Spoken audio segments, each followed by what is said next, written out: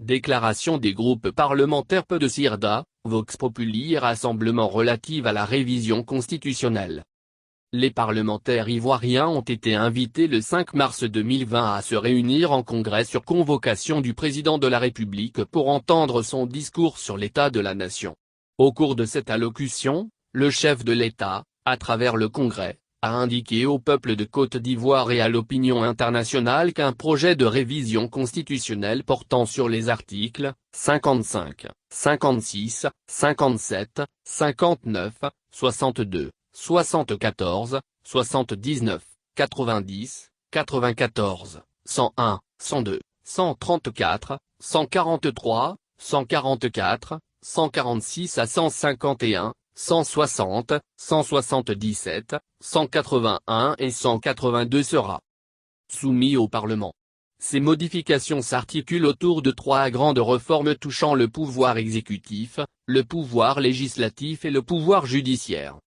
L'ensemble des modifications projetées touche le cœur même de la Constitution, avec notamment, le statut du vice-président de la République et la continuité du mandat parlementaire.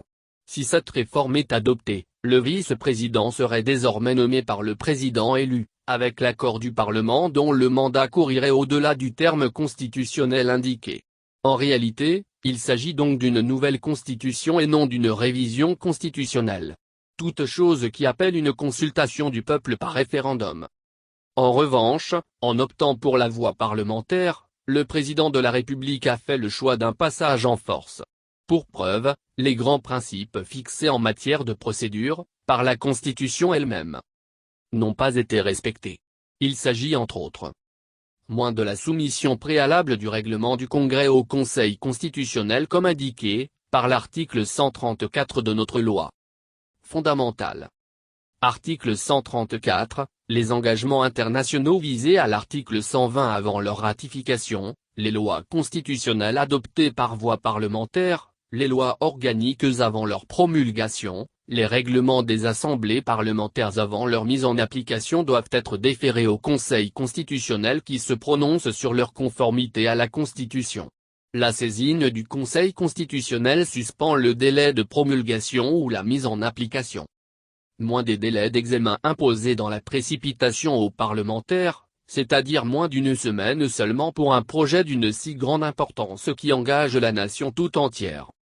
De plus, 5 collègues députés, détenus, en attente de jugement, se trouvent dans l'impossibilité de déléguer leur vote par procuration alors que selon l'article 7 de la Constitution du 8 novembre 2016 consacrant la présomption d'innocence, ils jouissent encore de leurs droits politiques.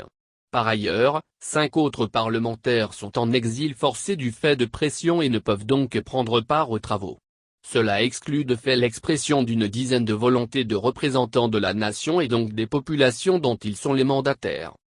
Au regard de tout ce qui précède, une opposition parlementaire qui se veut responsable et sérieuse, garante du respect de la volonté populaire, doit-elle se rendre complice de cette mascarade?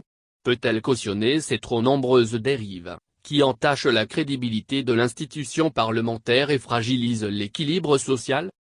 Pour les groupes parlementaires Peu de Sirda, Rassemblement et Vox Populi, il ne pourrait en être question. Au nom du peuple de Côte d'Ivoire, nous disons non au projet de révision constitutionnelle. Par conséquent, les parlementaires de l'opposition se retirent, dès cet instant des travaux parlementaires, visant à modifier la loi fondamentale de notre pays.